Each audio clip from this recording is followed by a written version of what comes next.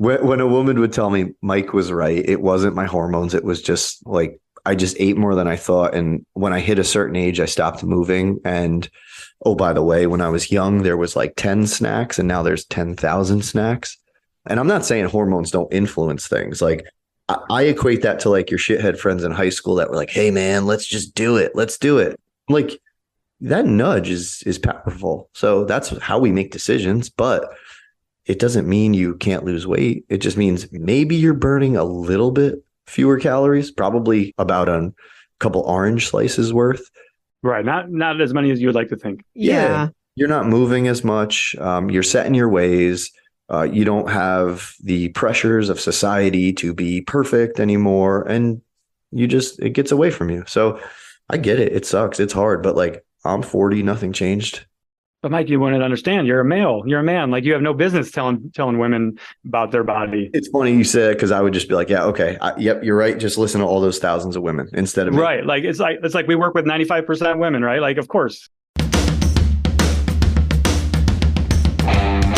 Welcome to Cut the Crap with Beth and Matt, the world's #1 no bullshit health and fitness podcast. Are you ready to cut the crap with your diet and exercise, get strong as fuck, and build a healthy relationship with food? Then you've come to the right place. Let's go. If you'd like to support us in the podcast, join our Patreon where you get exclusive content, which consists of monthly workouts you can do at home or at the gym, monthly challenges that are either strength, habit, or mindset based, and access to over 100 plus low-calorie, high-protein, family-friendly meals. These are all designed by a professional chef who is certified in nutrition. These recipes are already in MyFitnessPal for easy fucking tracking. New recipes are also added each week. We believe that fitness is for everyone, so this is our way of getting you started on your health and fitness journey at a price most everyone can afford. So what the fuck are you waiting for? We'll see you in the Patreon. It's funny because today I was like, hey, I'm taking a social media break. I don't know how long, probably at least 30 days. I just kind of want to feel what it feels like because I've been since like, no joke, like 20 years, like posting on message boards, Facebook, everything, just every day, all day. And I don't know what it's going to feel like to not do that, but I feel like it might be kind of cool to test it out. Liberating, perhaps. Yeah. I mean, it's weird though, because one of my friends was like, well, what are you going to do now with all that time? And I'm like, I don't know, because it's not an hour, 2 hours, 3 hours at a time. It's like 2 minutes here, 5 minutes there, 60 seconds here. So like, I don't know. It might feel like I'm not even off. And my grand plan is like, oh, I could do all this other stuff, but I don't know. I just want to like think and see the world differently without social media like up my ass. Absolutely. You know what? That sounds so actually nice. And I honestly, I couldn't do that right now because of my business, but not yet. Yeah. Yep. Not yet, but one day. I feel like I've been going strong for like 4 years straight. And it's like, this is all I know. And it'd be nice to step away and be like, okay, what was life before that when I was actually in the gym coaching and not like on social media all the time? There's a lot of pressure. Like everyone expects you to say things about something now, and you have to like live up to their perception of you and your personal brand. And I'm like, all right, maybe I'll just slow it down. And I'm very lucky that I can right now. But I understand like our industry, online fitness, nutrition, you can't just step away. Oh, it's crazy. Yeah, you get forgotten about pretty quickly if you do. That's my fear. I'm done. I'm toast. I'm irrelevant in a matter of Well, you've got a lot of staying power. You've been doing it for how long? You said 20 years plus? Well, no. So no, that's how long I've been posting on the internet. I've been in the field like 8, 9, something like that. Okay. Almost 10. Okay. Yeah. Like 2013 or so is when I like got in with the CrossFit world. That I thought that was going to be my big break, but nobody gave a shit about my cold garage. Started charging people money to take their food away on the internet. So right. That went well. You made a story, and this is how we got you on the podcast, because I'm like, I hope you took notes because I forget everything I said. Okay, no, I have screenshots. It was about tracking calories, and this is something that I hear all the time. Like either people don't want to do it, coaches are like against it because it's like an eating disorder or what, you know what I mean? There's all kinds of shit out there, right? Everything is called an eating disorder now. Like if you think about eating fewer calories, someone says that's disordered eating. It's like, then what the fuck isn't? Like overeating and just being unhealthy and unhappy? Like, is that the alternative? No.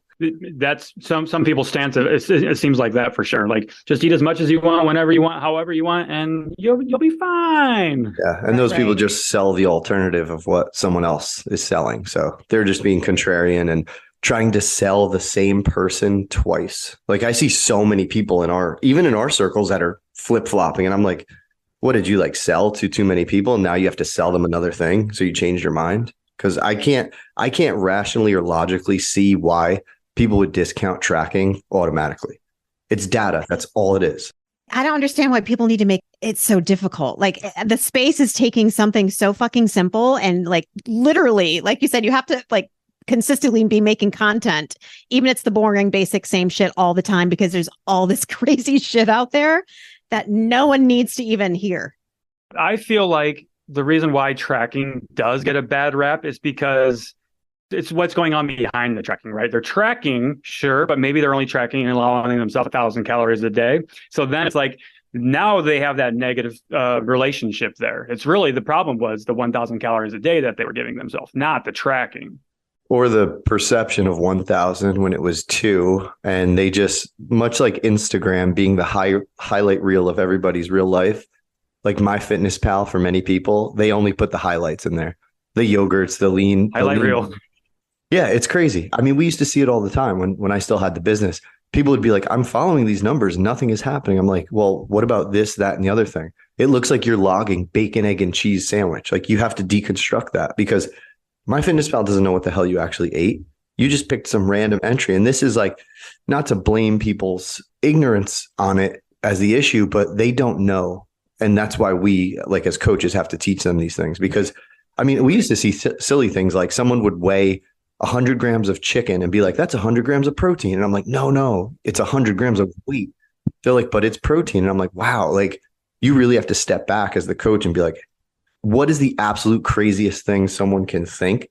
And how can I get out in front of that stuff? And that's where I think a lot of coaches in our industry really know what they're talking about.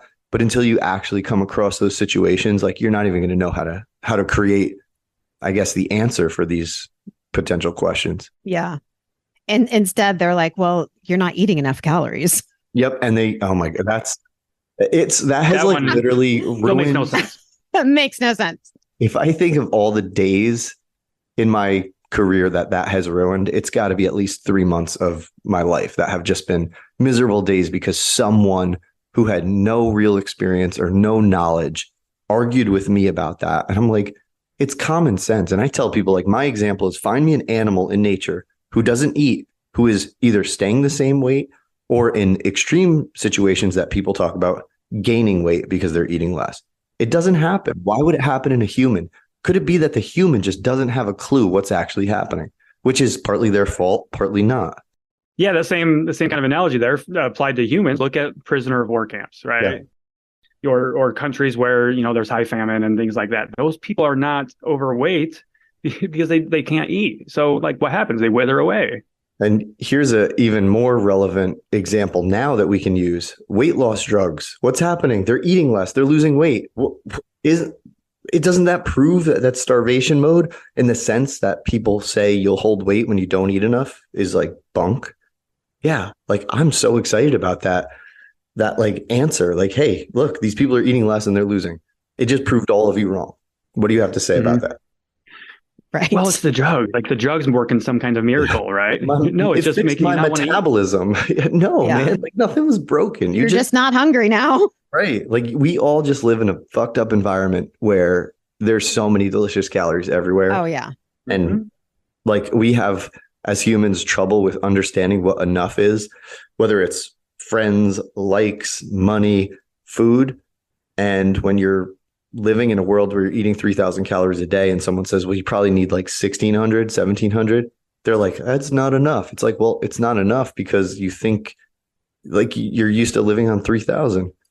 It's like if someone makes 100 grand a year and they get fired, now they have to survive on 50. Maybe you have to move. Maybe you have to sell your house. Maybe you now have to walk to work. I don't know. But the reality is you have to make changes to make those smaller amounts work. Because it's the human body, right? Like, you're eating 3,000 calories. Obviously, you might want to eat that, but your body says, actually, that's way too much for me, man. Like, you need to slow your fucking roll because that's why you're gaining fat. Right. it's the most simple thing on the planet. It's just hard to do in this environment.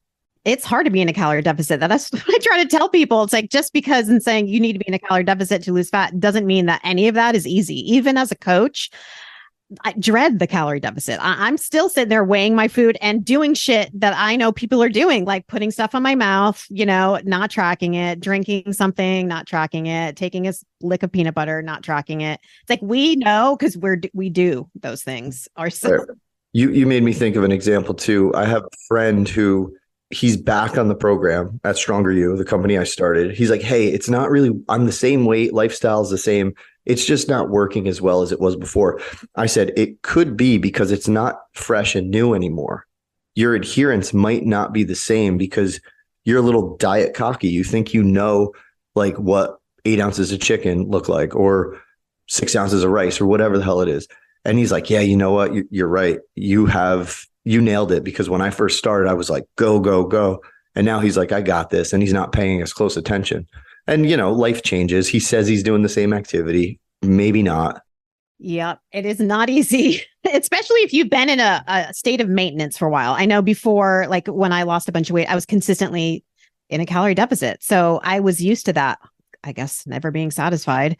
So now living a life of maintenance and then getting into a calorie deficit, it's like, okay, yeah, this is why it's not fun. And this is why it's hard. It sucks. Maintenance, like I pretty much cruise in maintenance, like accidentally, which is sort of on purpose now. And that's where I wish most people could get with their lifestyle, where it just kind of is automatic. But that's the thing that people need to accept, so many little changes in their life, because whatever led to gaining weight or being unhealthy or whatever it is, like shit's got to change somewhere. It's obviously very hard. Why do you think maintenance is so hard for people? Well, it's like anything, like jobs, relationships. You work very hard to get the thing.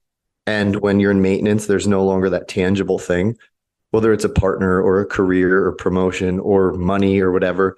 Once you have it, you're just like, I have it, but now I have to work almost just as hard to keep this thing. So people inherently don't get that reward all the time like they got in those other phases. So that's my theory on it. I think it's backed by research. I just read something in a book that like kind of talked about that stuff. So I think it's a decent answer. Yeah.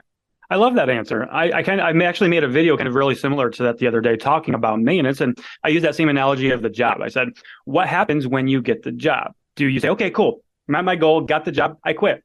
No, you've got to keep working to keep the salary, to keep the benefits. Same thing with fat loss. Maintenance is just leveling up and reaching a new phase of your life.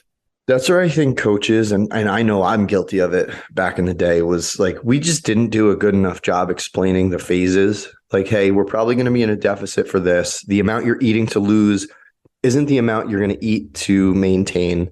So just stay on the track for long enough, and then we're going to transition. So I don't know, people kind of get in the mindset. They're like, oh my God, this diet phase is forever. And I'm like, no, it's like diet phase, lifestyle phase. I want people to get in the lifestyle phase where they can just cruise and like loosen the reins a little bit, but still pay close attention. I like how you call that the lifestyle phase. Yeah. I had a post a while back that, like, for me, got popular, which is like not on your level. my level was like 300 likes and 25 shares on Facebook. Yeah. Facebook is where it's at now, apparently. Yeah, I always used Facebook primarily. I think it's much better for conversation and like real connection. Our group was crazy. Like, it was like, people would joke like it was like a food cult, which was like a great compliment. It was our first negative review when someone called it borderline cult, because he was kind of an asshole to people and I kicked him out. But yeah, Facebook apparently is making a comeback. A lot of people are finding that's where, especially like the buyers of fitness and nutrition help are. Like, the other platforms are much, much younger. And I've told someone, like, I'll take calls with like coaches who want to like talk about business stuff. I love giving advice. Anything I've seen, I'll offer help about. And I think it was like a 25-year-old coach. He's like, none of my friends want to sign up. And I'm like, dude, they didn't get in trouble yet. They're 25. Wait until they're 30, 40, 50. Like, that's where people need the help. And those are the when people that lifestyle phase catches up. Yeah. Yeah, right. The lifestyle phase kind of goes the other way. Yeah. I love my Facebook community. I mean, that's where you build rapport with people. Like, I love my free Facebook page and the Instagram and TikTok is just to help build that community. Yeah. Yep. Exactly.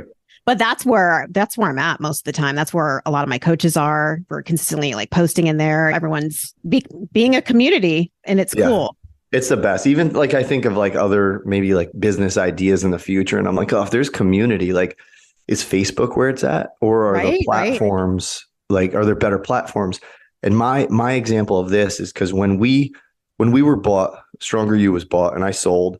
There was talk about like removing the online community from Facebook and having it in-house in an app. And I didn't agree with that because if you look at like your Facebook group as a store in the mall, what happens if that store leaves the mall? Now it's 20 miles down the street.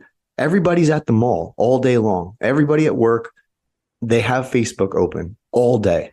So if you take that Facebook group and you put it on some other platform, now there's a point of friction, and that those people have to leave Facebook, AKA the mall, drive down the street to get to your group.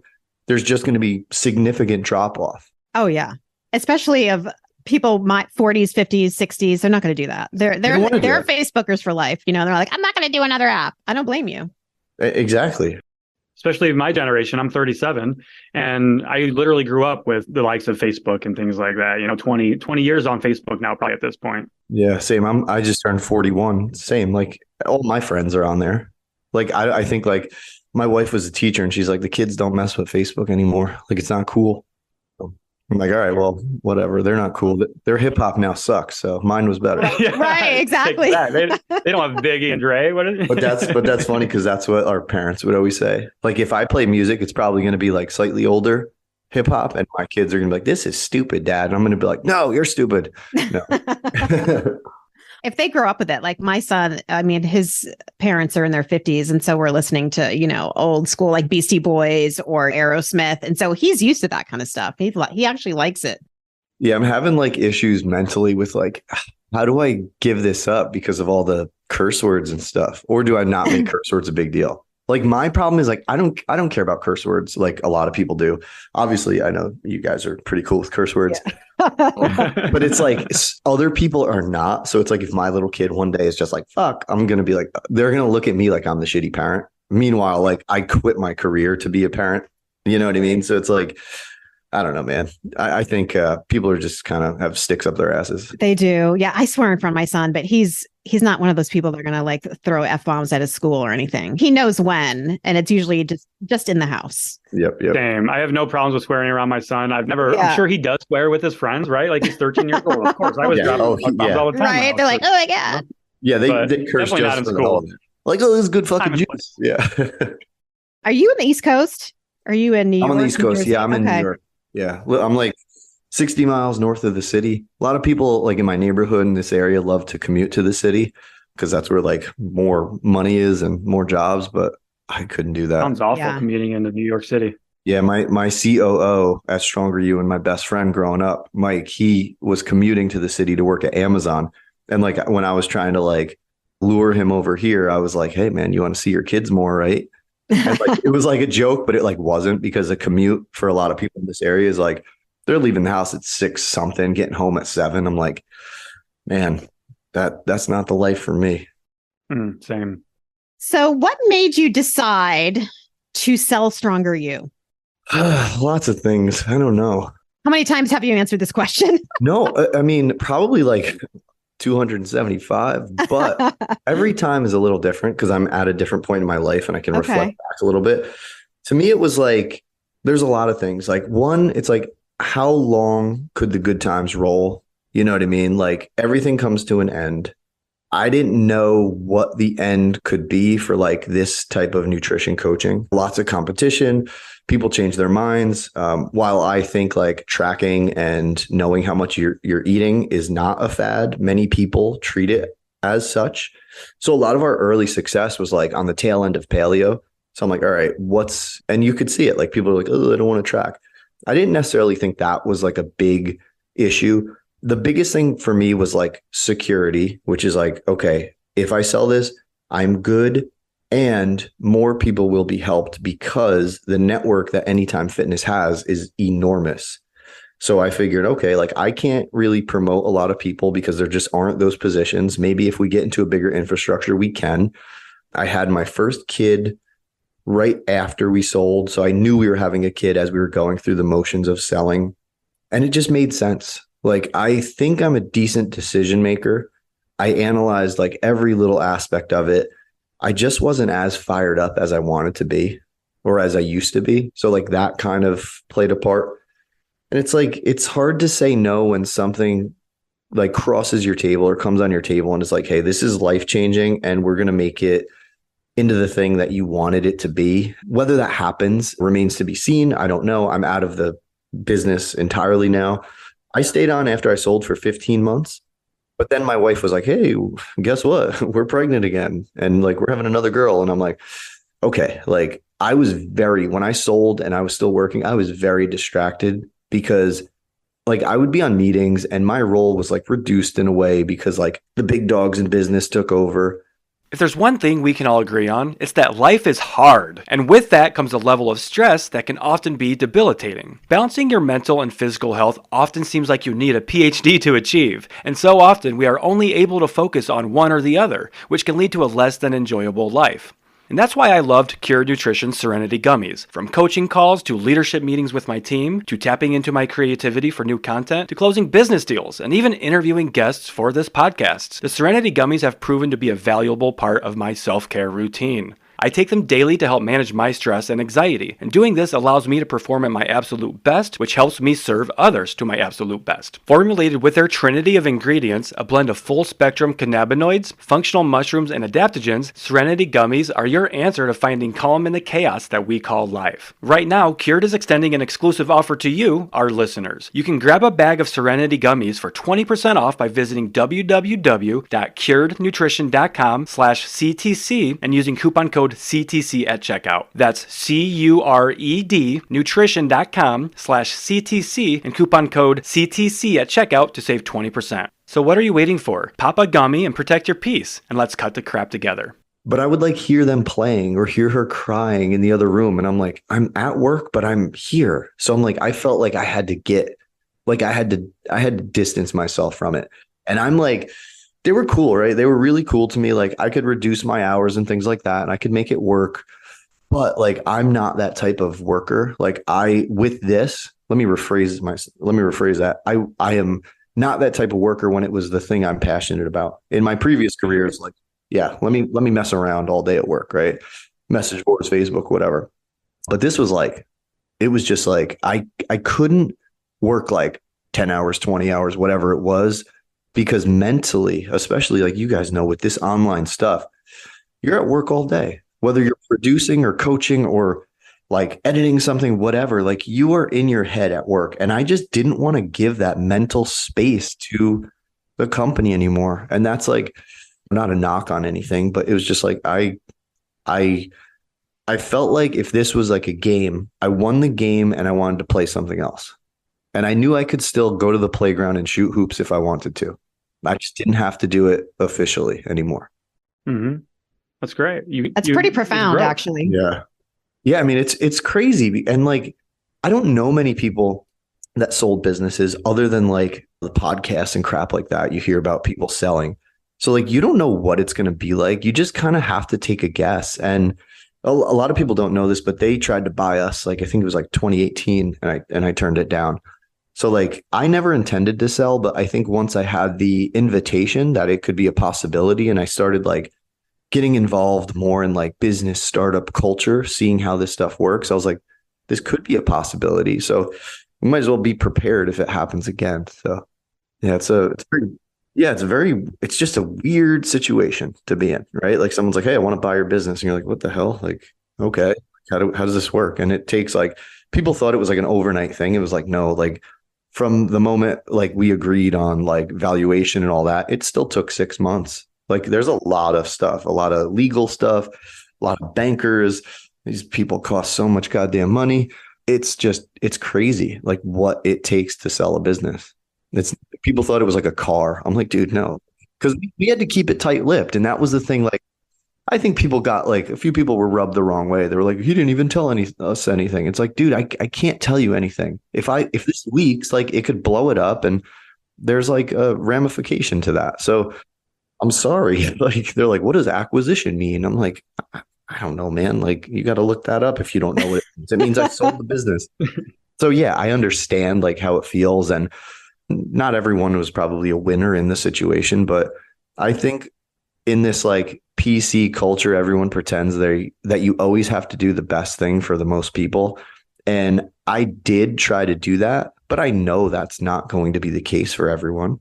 As soon as I sold, I had a few really like stud staff members be like, I don't mess with the corporate world. I'm out. And I'm like, that sucks. I mean, I'm still like, I would consider some of these people my best friends. And they'll be in Vegas. We'll be hanging out the whole time, and I'll introduce you if you don't know. But like, just like corporate stuff is not for me. And I get it because it's not for me either. Like, I just thought it would be. And it's like, I look over and I see this, like how to win friends and influence people. And I'm like, that shit is so like, it's so fake. Like all the pleasantries and things. I'm like, let's just get to business. Like, don't give me the rah. Like, let me just talk to people about food in the way I want to talk to them, which obviously worked pretty well. And in the corporate setting, people are not used to that stuff. They're like, whoa, you said that? Like, there was times where like my most popular post, or one of them in our group, was like, I just went in, I just typed, hey, get your shit together, post, and left. And it was like, everybody was like, ha, yeah, Mike, you're right. It's like, that stuff doesn't work in a corporate setting. They're like, oh my God, did he just tell our customers to get their shit together? It's like, you guys don't know the relationship I have with these people. Right. That's like something I would say in a Facebook post. For sure. Dude, it's like, because it's like you're talking to your friends. That's what people want. And they don't want to be talked to like they're being sold, or Everything's fucking polished. fucking sciencey and shit. Just talk to me like I'm 11 years old, so I understand it. Like, we're friends here. Yeah. Typical corporate stuff is very boring. It's like repetitive and just polished, safe, don't offend a single person. It's like, you cannot do that. Like, I have a green shirt on. Someone's going to be pissed at me today if they say it. I'm sick of the plain safe people. Yeah. I really am. It's like, come on, you guys, let's stop with the fucking bullshit. Just be that's real. The issue with fat loss stuff now. It's like, yes. Oh my God, no, don't say it's healthier to lose weight. You're going to offend someone. I'm like, people are just bullshitting people because they don't want people to get mad at them. Yeah. Which I understand. Like, I understand acceptance and everybody's like equal and all this stuff. Like, I love that when it comes to certain situations. But when we're talking about like science and health, like, if you have 100 extra pounds of fat, you're probably going to be healthier and happier if you lose that. There are tons of reasons why. I'm not going to run around saying like, oh, don't worry about weight loss. Just go lift weights and be active and you'll be healthy. It's like, yes, you probably will be a little healthier, but you give me 1,000 people and we're betting on the long-term health of them. I'm taking the ones that don't have 100 or 50 extra pounds. Now, someone will hear this and be mad at me. And I'm like, I don't know what to say. Like, I don't know how to answer that. And that's where like, I think the industry was changing and really kind of pissing me off, to be honest. And I'm like, I can't even talk about what I want to talk about because some health at any size person is going to come try to cancel me. Oh, yeah. Yeah. I mean, Beth and I have definitely had our run-ins with people like that. We've been called fat-phobic and all kinds of shit. Yeah, fat-phobic and yeah. I'll call them fucking annoying and just block them. That's the end of that. Exactly. Well, also, like, there's a lot of money to be made. Let's be real here. There's a lot of money to be made by telling people what they want to hear. Oh, yeah, dude. You get the dieting dropouts. That's what they're like. Where are the diet dropouts? Come over here. You don't have to worry about that stuff anymore. You're right here. Right. Like, I personally love like the intuitive eating, what it stands for. But that crowd, that they have monetized it and they are charging a lot of fucking money to teach people intuitive eating. And these are people that used to be teaching calorie deficits, by the way. So it's like, oh, so like you said, they just did a little flip flop. Like, oh, interesting. The funniest thing about that is when I started talking crap about intuitive eating, I didn't realize it was like a branded thing. So like I had comments on my posts like, don't you understand that this, that, and the other thing? I'm like, what the hell are you talking about? Like, I'm just talking about like eating based on like your natural impulses, which could be trained or not. And that's the issue. Like, if I'm taking into intuition as the literal term and not the branded diet, people cannot eat intuitively. Like they are. And this is nothing new, right? Like, I'm sure you guys have probably talked about this and heard it talked about a million times. If you have people eat intuitively, not the branded diet or I said the bad word diet. not the branded approach. I'm okay with calling intuitive eating a diet. I mean, I think, yeah. Yeah, it's an eating approach, right? Yeah, right. You're right. So I think if you have people do intuitive eating, you're just going to leave them exactly where they are. I was always a fan of challenging people. And I think that's why a lot of coaches don't get results for their clients is they kind of let the clients guide the relationship, which is like, I'm not going to let my kid guide her like upbringing. Like in a way, at a point, she will have influence on herself, but like she's not going to be the one that's 2 years old going to dress herself and choose her foods for like breakfast and shit. Like you need some guidance there, just like our clients did. Like you think people wanted to track their food? No, but I said, hey, there's a lot of value in this because your issue is related to not knowing how much you were eating. I'm going to show you how much you're eating. Yeah. How did you get away from the apprehension? Because, people are like, well, there's no way I can track calories. Like, let's say your worst apprehension client. How did you get around that? I mean, it's so funny because you say that and there's like 10 people that stick out. Like I remember having email conversations. I remember there's some Marguerite, she's like still my buddy. And she's like, Mike, I'm so glad I listened to you. I'm like, listen, you have all this data in life. Every decision you make, any important decision you make, especially like when there's objective information, you look at data, whether it's like you're running or you're lifting weights or you're doing some reports at work or you're looking at sales or weather or whatever. Like data ends all arguments. So I would just talk to them like that. And I would make them realize how much easier it actually was. And all the people that say it's very difficult, like I know, like just from experience, it's people that don't plan ahead. They didn't take the time to like either go into MyFitnessPal or whatever friggin' app they're using and like plan out eating. They're like, oh my God, I'm obsessed with food now. It's like, well, you're not planning. When I would plan, I wouldn't even think of food. I'd just be like, oh yeah, lunchtime and go eat. And then I would think.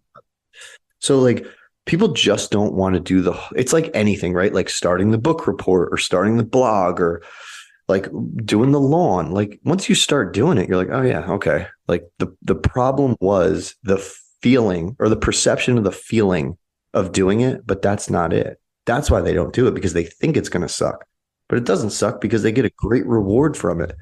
Not only do they get results, they get education and they get habits. And that's where I get riled up when people are like, oh, you need mindful eating. You don't need tracking. Tracking isn't teaching you anything. I'm like, dude, do you know how many people like we polled and we're like, my relationship with food is better than it's ever been. My food knowledge is better than it's ever been. My habits, everything is better.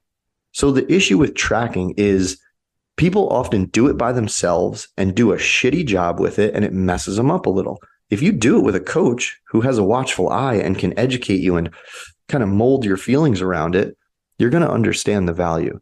Mm-hmm. It's like, yeah, looking at it as, like you said, looking at it as data. And that's where a lot of people get into trouble with, they look at it as they let the emotions dictate what they're doing, right? They're making decisions based off of emotions. But if they were making decisions based off of logic, they would be a lot more successful, right? I'm assuming, Mike, in your time with Stronger You were not leading that company based off of how you felt and your emotions. You collected data and you made decisions based off of that. Same thing. Well, it's funny you say that because a lot you're like, no, you're actually wrong. It's really no. And I used to make this joke all the time. I'm like, yeah. And especially when I sold and they're like, show me the data. I'm like, dude, I don't have it. I could just tell you what I've seen. So yeah, I'm a big hypocrite right now. And I understand that. But let's change industries, right? If I'm an accountant, I am not doing Mike's style of business where I'm like, yeah, I've seen this shit before. Here's what we need to do. I'm going to say, what are the numbers? Do they match up? Do they make sense? What are the trends? So I'm with you on that. I know I sound like a big hypocrite, and that's okay because we all are at certain times. We totally are. Totally. I can't Same believe thing with the scale, right? The scale kind of goes hand in hand with the tracking and using it for data and not letting it dictate your emotions. More stats. I forget the numbers. It was like 80-something% of people had better relationships with the scales after 12 weeks. So like, I believe that. We see that all the time. You hate the scale because it's just like someone who doesn't have money who looks at their bank account. They spend like a maniac and they're like, I hate my bank account. It's like, well, guess what? If it went up based on your good spending habits and saving habits, you would love the fucking scale. You would love the bank account. So guess who always hated the scale? People who probably didn't do that great and didn't see what they wanted, or just needed a nudge to look at these numbers differently. And we all know, like, yes, these scales could be stubborn for a while, but like, I can't tell you. I mean, you guys know. I don't know why I'm acting like I have this secret information. You go on the internet, go on the Orange Theory or the Peloton pages, and someone's like, I've been doing this for 6 months and I haven't lost a pound. And then people are like, girl, you're building muscle. And it's like, yeah, she's probably not. She probably is just eating more and she's not losing fat. And I'm like, all right. And it's like, you see people say this in like 3 weeks, 4 weeks. Oh, you probably built muscle. I'm like, damn, I'm going to be the bad guy and say, hey, I understand how you feel. That sucks. But like, you might be more hungry now. You might be like subconsciously rewarding yourself with more food because you quote unquote earned it. Mm-hmm. Or it's my hormones. I'm sorry, Mike. Yeah. No, that was my favorite thing in my whole career. It's all I get. The hormones. Oh my God. When a woman would tell me Mike was right, it wasn't my hormones. It was just like, I just ate more than I thought. And when I hit a certain age, I stopped moving. And oh, by the way, when I was young, there was like 10 snacks and now there's 10,000 snacks. And I'm not saying hormones don't influence things. Like, I equate that to like your shithead friends in high school that were like, hey man, let's just do it. Let's do it. Like, that nudge is powerful. So that's how we make decisions. But it doesn't mean you can't lose weight. It just means maybe you're burning a little bit fewer calories, probably about a couple orange slices worth. Right. Not as many as you would like to think. Yeah. You're not moving as much. You're set in your ways. You don't have the pressures of society to be perfect anymore. And it gets away from you. So I get it. It sucks. It's hard. But like, I'm 40, nothing changed. But Mike, you wouldn't understand. You're a male. You're a man. Like, you have no business telling women about their body. It's funny you said, because I would just be like, yeah, okay, yep, you're right. Just listen to all those thousands of women instead of me. Right. Like it's like we work with 95% women, right? Like, of course. Yeah, they're my proxy. Yeah, like our stats were like 81% women, I think, for various reasons. Men think they know everything. Again, they don't want help. They don't pay for help like a woman will. And that's always kind of funny because when I see like our buddies in the industry target men, I'm like, you have a smaller pool automatically. Just accept that. Yeah. Yeah. That's one of the reasons why I don't really enjoy working with men, because they're not as coachable and we're assholes. We do think we know it all. Yep. And there's always there's a lot of guys that have this like superiority complex, like this alpha male syndrome where they're like, I can't listen to this guy. Like, he doesn't do this or doesn't do that. I'm like, okay, like, you don't have to. But does your wife need help? Right. Yeah. Does she want results? Like, send her my way.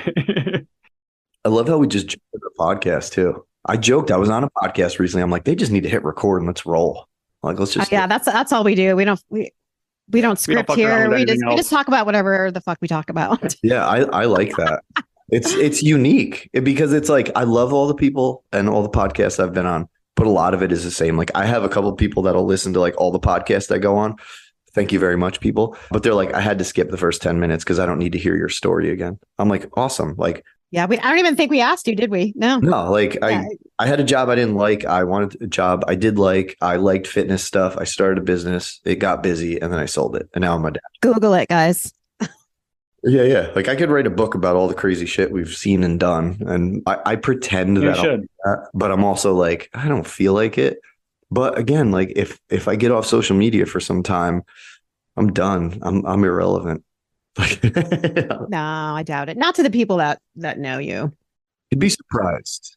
And here's why. Because none of us are really as special as we think. There's some like the friction, right? Mm-hmm. Everybody's at the mall. Everybody's on Instagram. Everybody's on Facebook. For someone to come out of their way to come talk to me or me to do that, it's just, there's drop off. And I think that's the thing that holds me to social media, is knowing that if I drop off, like, I forget about people, they forget about me, and relationships that are pretty good and pretty real just kind of fade because now I'm not at the party. I'm at home. People are going to talk to people at the party.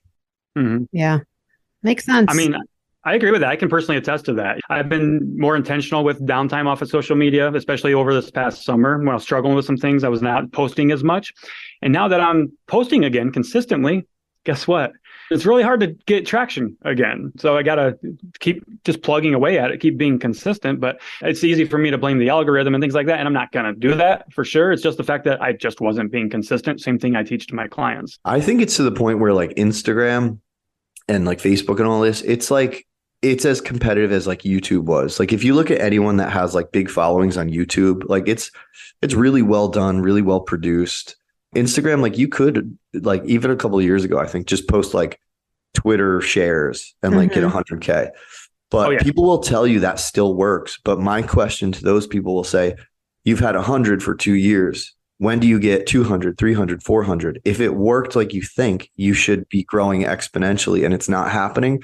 Therefore, my interpretation of the algorithm is like you better switch it up. You have to appease the algorithm, which was always hard for me for 2 reasons. Like, I still think it's like, I don't want to have to do that because it's not natural for me. And I just have trouble like faking that.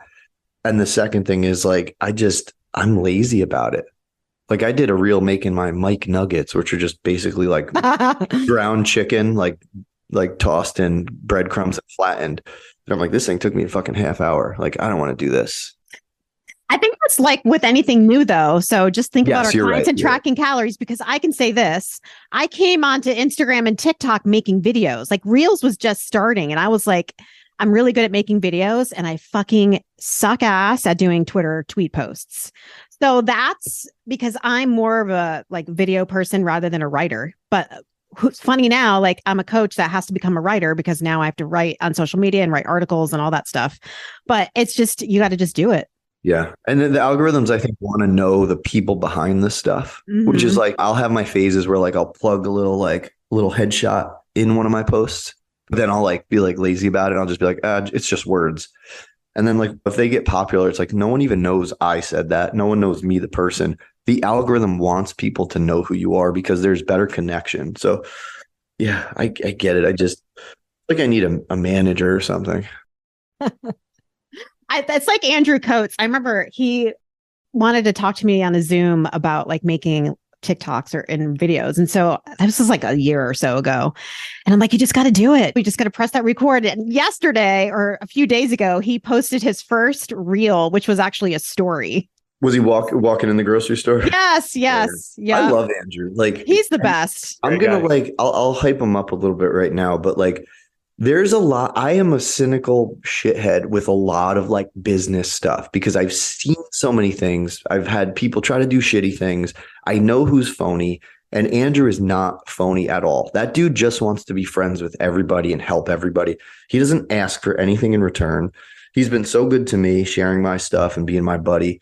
And like, I swear, like we've joked, if there was like a Fit Pro president, like a presidential race, like he would crush. Oh, totally. We were saying that too. I've seen him at a few conferences, and it's always like, here's Andrew. We love Andrew. Big fucking guy. Yeah, he's so nice and so helpful, and he's like, he helps everyone. Yep. He's like the connector. Yep. It's interesting, and that's what he wants. And I'm like, man, we gotta like, this is your thing. Yeah, he's an really original for sure. Yeah. But yeah, I think like the business coaches in the field, and like there's so many people. I'm like, oh, please, everyone, please avoid those people. Business coaching is such a joke at this point, honestly. Everybody's a business coach. And it's like all they have to do is read a couple business books, follow a couple of the business gurus who all go on each other's podcasts and probably have this like... It's like a big MLM. No joke. It seems like it. Like there's a bunch of these... Never thought of it that way, Matt. And even in like the tech space, there's a lot of business people that like did a few things that are all on each other's podcasts, and they all have like 1 million followers. And I'm like, you all have the same people, and you're all selling them the same courses. And what's the success rate? Like less than 1%, because like business is so much more than how hard you work and how much there's so much freaking luck involved. So like these people are like, here's what you have to do. No, like my success is obviously I worked hard and I know some stuff, but like there are like a couple key meetups that if I didn't know these people, I might just still have like 100 clients or whatever. There's a lot of that involved, and that's the thing in the business. And even like with people dieting, like maybe you have an unsupportive partner. There's your bad luck. You're not going to succeed because of that person. And that's a hard pill to swallow, because we have seen so many people realize that they may have married the wrong person, because that person, and it's usually the guy, when the woman needed the help, it just wouldn't be there. You're on the diet, not me. How come I have to order less pizza and drink less beer? That's your problem. Like, dude, just like, what are you doing, man? That's super prevalent. It's crazy. Wow. It's like, why is no one talking about that? Yeah, that's so true. We've actually, I think we've talked about that on the podcast, haven't we, Matt? A little bit. I don't know if we've ever gone in detail about it, but definitely we did about getting support at home. We did a last episode about it. Yeah. I think we were like, if you don't have that support at home, it's time to think about like the person that you're with. Like my stance is like, yeah, just leave them. But that's not. I don't be taking relationship advice from me, guys. I mean, if my husband didn't support anything that I did, I wouldn't be here right now. Right. Oh yeah, like same. Like my wife, my girlfriend at the time was like, yeah, you like if you quit your job, like, and it doesn't work, like we'll be okay. We'll figure it out. I'm like, okay, like I have her support. Cool. Like that's not common, and that sucks. Or I see a lot of the times that the women are like, well, my husband doesn't like to eat this, so I can't make that for dinner. I'm like, are you fucking kidding me? Like, what is this, fucking Stone Ages? I mean, what are we in the 1800s? Yeah. I mean, who fucking cares if he doesn't like what you're eating? I mean, and I'm not in that situation, but I'd be like, dude, okay, then you fucking cook. Like, that's why I love Beth. Beth, literally, I hang out with her and her husband all the time. I fucking love her and Mike. And oh, you're hungry? Okay, what do you like? Go eat. Like, make something. Yeah, exactly. This is what I'm eating. What are you eating? Do you want some? You can have some. This happens very often. Is that the woman in the household feels like she has to cook what the husband wants. It's kind of crazy. School bullshit. Like it's still around. Yeah. I mean, it's just a control for us to keep women down. Honestly, in my opinion, like that's really what it is. Society and everything, but I'm not going to get into that right now, but and people, sometimes it's like, it's easier than starting a potential argument. For sure. Keep the peace. Yeah. Right. Because that's what women are conditioned to do, especially, like, I hate to say it, if you are in religion as a woman, you're definitely taught to keep the peace, you know? Yeah. This is new, this stuff, like the change. For sure. Well, you've probably lived it. I mean, you've probably been around it a lot, right, Beth? Well, my mom made all the dinners in the household. She grew up in the 70s. So yeah, she cooked everything, did the dishes. Yeah. So I guess I did. I just didn't follow the it's so funny because pattern. You didn't fit the mold. Yeah. I broke the mold. I was doing dishes the other night, and like 1-2-year-old like kind of knows what's going on. My 6-month-old doesn't have a clue. And I'm just like, see this girl's daddy's doing dishes. I was like, men do dishes. Like, just that's great. Like, I don't know what the hell I'm talking about. It was really just to say so my wife heard me. That is so funny. I just saw a TikTok video this morning. Actually, it was a comedy sketch, but it was of a man and a woman, and the man had just gotten done cleaning the kitchen, and he announced, he's like, "Hey babe, like I just got done cleaning the kitchen." She's like, "What?" Like, she made it like this big extravagant deal, and he's like, "Okay, I'm not going to clean the kitchen anymore if that's how you're going to respond." Like, give me credit for doing what I'm supposed to do. Exactly. Yeah, it's funny, just to transition. That was always my issue as like a leader in business, was like, and it's ironic because like it's what I wanted after I sold, was like recognition for just doing what I was supposed to do.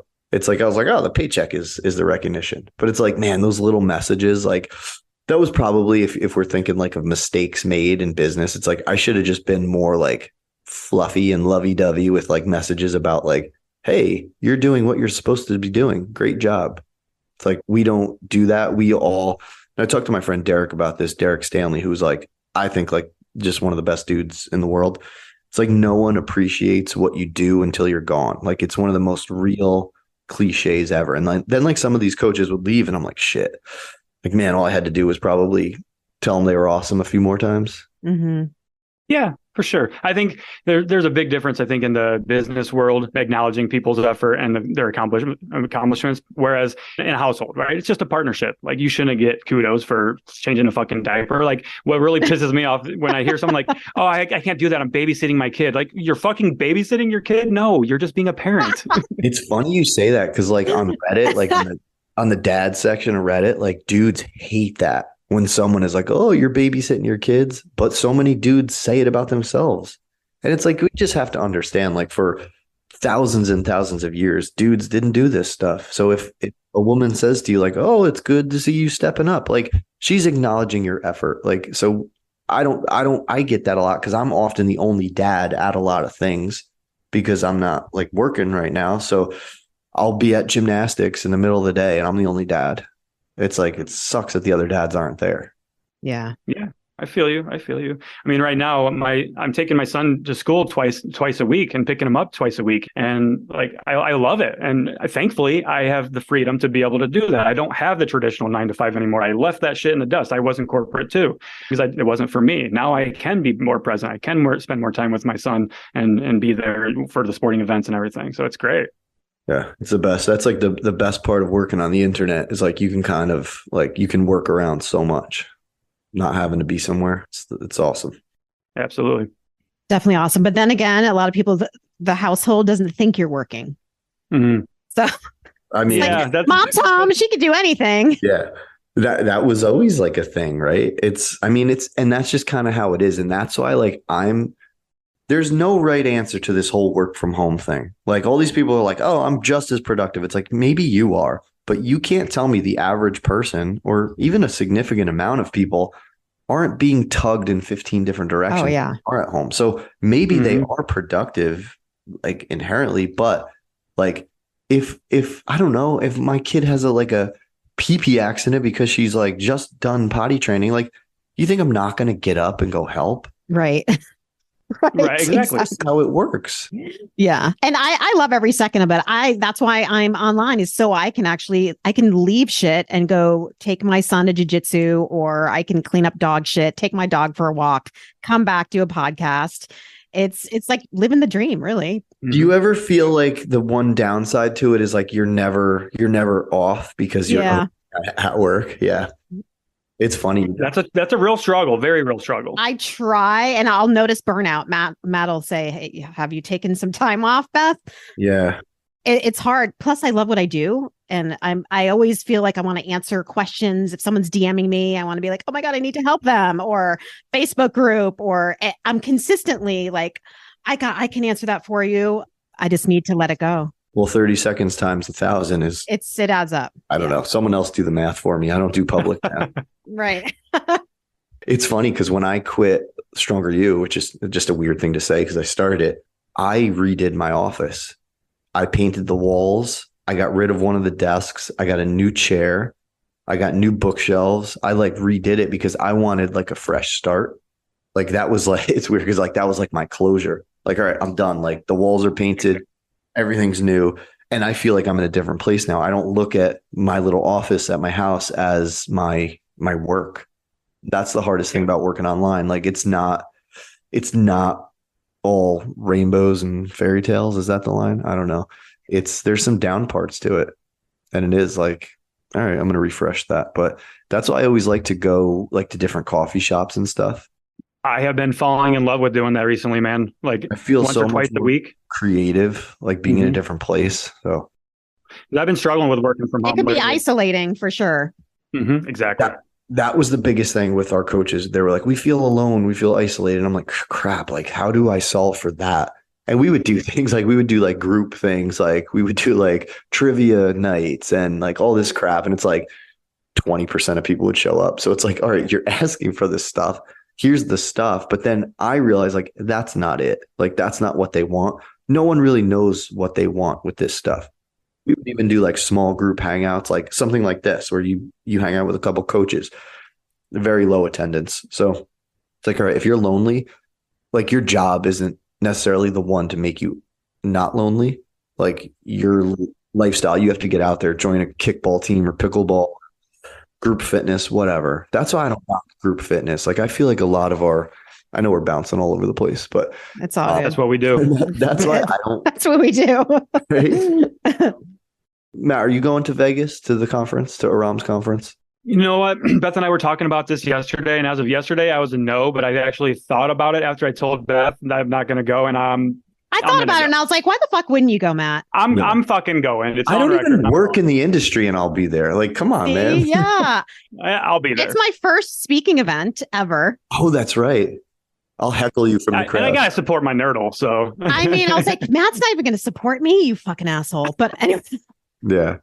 But I'm already starting it's called your message map and all this stuff. But I'm like, yeah, I don't want to talk about it because it's literally the bane of my anxiety right now. And it's 4 months away. This is sort of why I don't really do speaking things, because like, I mean, I might one day, but I don't want to think about it.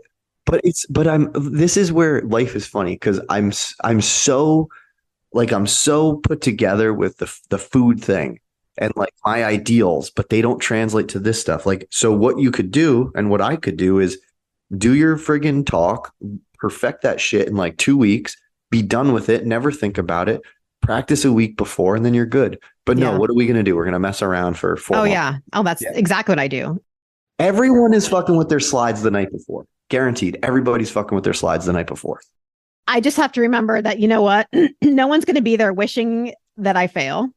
No, like we're all in this together. Like a lot of my friends are going to be there, and it's not going to be perfect. It's my first one, for fuck's sakes, but I'm going to do the best I can. That's all I can do. That was always my biggest fear, was like, maybe, like I'm going to be exposed. Like I don't know shit. Right. Right.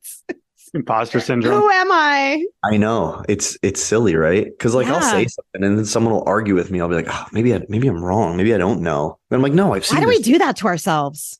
Because we like somehow have like confidence issues in certain areas, and when we go on social media, we're like, give me my points, tell me you love me. You know what I mean? Well, that's why we hire coaches. I mean, Beth, you hired a coach to help you through this, right? I did. I hired Jenny Rierick with my speech because I'm like, oh, really? I've never done this before. Is it like a speech coach or like she's a coaching, like a fitness coach, speaker coach. And I saw her randomly on Instagram. She was at a Mike Boyle event and she was talking about how Jordan Syatt speaks. And I was like, I really like how this woman talks. Let me see what else she's got on her page. And I was like, wow, I can really relate to her. And I'm like, maybe I should think about hiring a fitness speaker coach to help walk me through this. And she's been fucking amazing. She's like, okay, you have to have like, what's your title? We're going to do like a message map. She called it, put your title in the middle. And then you have all these, like, it's almost like a web where you have all these like points that you talk about within your speech. And then the transition to each one. Well, the slides will be how it comes back around and all. Yeah. And she's like, think about it. Like the one thing you have to remember is that you're a coach and you're up there to coach. So think about what you're going to teach and what someone's going to get out of it. Yeah. Now that when I saw recently Jordan and John Goodman speak, they sat down and I was like, oh, I could do that. Yeah. That's more my thing. Like give me a Q&A and that's what I love. That's what I want. I love that. I did the other day for the local Orange Theory. One of the guys does like a weekly like guest spot, like Instagram live podcast. And it was like an hour-long Q&A. And I was like, wow, like I do know some shit. Fasted training came up and I gave like all these different scenarios of like why it might not make sense or why it would make sense. And it's like a lot of people are just like, tell me the answer. And I'm like, there is no answer. Like this isn't necessarily math class. There's so much nuance. And that's what I like when someone's like, you got to raise prices. I'm like, why? Like from a guy that had a community that was like, if I raised prices or I did something that would rock the community, that would be a stupid fucking decision. But I had so many people like, you should be doing this. I'm like, you don't have a community where your business is basically being built in real time with tens of thousands of people. So if every little thing I do is under a microscope, it's not like a t-shirt company charging $32 instead of $27. So like, yeah, but the whole speaking thing, it's like, I like the Q&A stuff. Yeah, give me like fireside. Give me like fireside chat. Totally. Yeah, I'll tell Aram like, yo, you do totally. You want to throw a chair up there and have people ask me questions?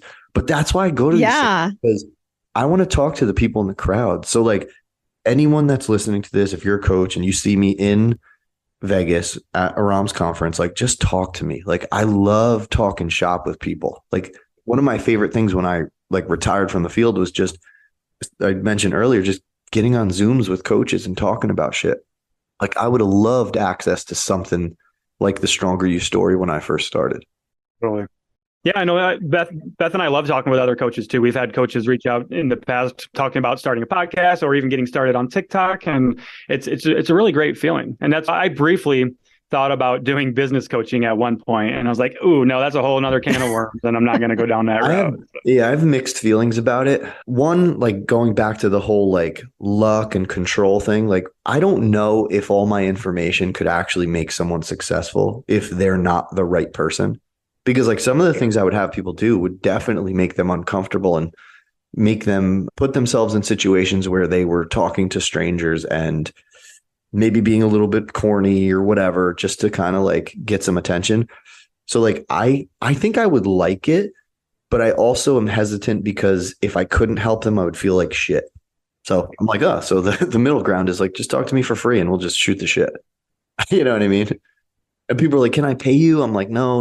Like, I don't even know what I would. Then it gets weird. Yeah, I'm like, what? Like, what is my time worth? Because I hear people doing that haven't done shit in this industry, charging like $1,000, $500 an hour. I'm like, do you think you're fucking like some world class lawyer? Like, who do you think you are, man? I just hop on the Zooms with people for free. I'm like, we're fucking friends. Why would you like, I mean, really ask me anything. I'm still learning about business too. So, because we get a lot out of it too. So like, yeah, I love it. Selfless. Like I love like stuff like this. I love talking and just like hearing people's stories and getting to know people, because life, like one of the big things about like quality of life is connections with people. And we don't do enough of that being like internet people. Like we have all these people that will like and share our shit, but like we don't have those deep conversations. I also still think because in this industry, it's still largely seen like all coaches not all coaches, but a lot of coaches see every other coach as a competitor. Like, and if you see it that way, you're already losing, in my opinion. There's so much to learn from other coaches. And it's funny because like still like no one knows what the hell Stronger You is or who Mike Doehla is. Like, and we were getting tens of thousands of clients, like, and we still didn't really look at all these coaches as competitors.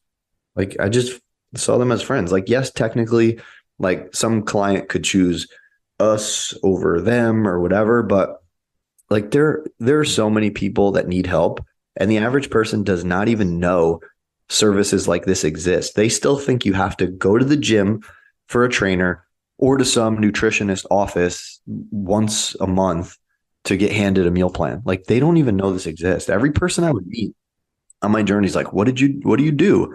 And I'd be like, oh God, here we go. I'm going to tell them, they're not going to understand it, which is not their fault because they never heard of it. They'd be like, so you tell people what to eat? I'm like, no. They're like, so what do you do? Do you sell supplements? No. We just talk to them all the time and help them design the way they want to eat. And then we make adjustments and tell them to go to sleep. Like that's what we do. That's not a sexy answer, right? It's hard to package that up. Yeah. Which is, it's just funny because it's like the thing I'm most proud of is like we sold simplicity. Mm-hmm. I think love that. We could be an inspiration for other people to do it, which is exactly what you guys do. Like you're not over here selling bullshit. That's actually part of my speech is keep it simple.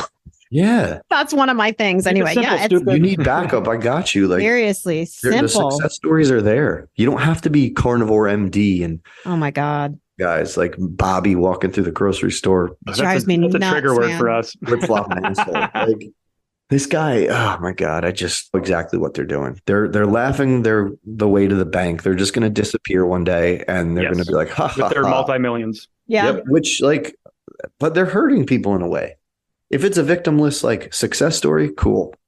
But you're not. You're hurting people. You're fucking up their food relationship. And you're just being a jerk. So yeah, I do like with Bobby, not to talk about him too much, but there's a lot of pushback coming up against him now in social media. And there's a lot of stories from people that used to be followers. And they're like, I bought his stuff hook, line, and sinker. And then I developed an eating disorder and ruined my life. And then I found you guys. And now it's like, I'm finally healing. But people are attacking like tracking as the issue. Like, dude, attack those guys. Like, shut up about someone knowing how much they're eating. Attack these guys that make you feel like every little ingredient is going to kill you. They don't understand context. Health is way too large scale to have one little thing mess with you. So that's always my thought, right? Mm-hmm. Agreed. Hell yeah.